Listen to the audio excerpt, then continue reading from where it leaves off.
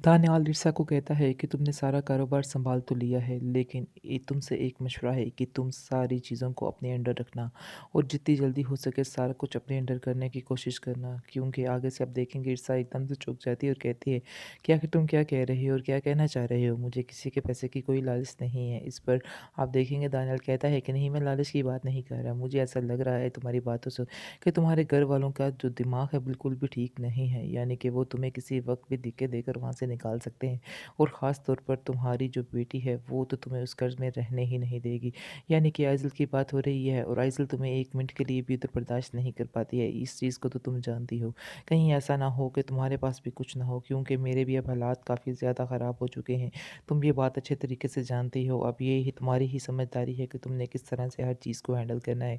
यानी कि दानियाल जो है उसके दिमाग में लालच डालने की कोशिश कर रहा है और उसको कहता है कि अब तुम्हें अपने लिए सारा कुछ खुद ही करना होगा, यानी कि हमारे फ्यूचर प्लान के लिए तुम्हें ज़्यादा से पैसे इकट्ठे करने होंगे, जिसकी वजह से हम काफ़ी ज़्यादा खुश रह सकते हैं। इस पर आप देखेंगे कि ईर्ष्या वहाँ तो खामोश कर जाती है, लेकिन बाद में आकर काफ़ी देर सोचती रहती है कि आखिर दानियाल ने ऐसी बात क्यों की है।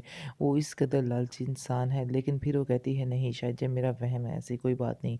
वो मेरे लिए ही कुछ कह रहा था ताकि मेरा ही इसमें भला हो।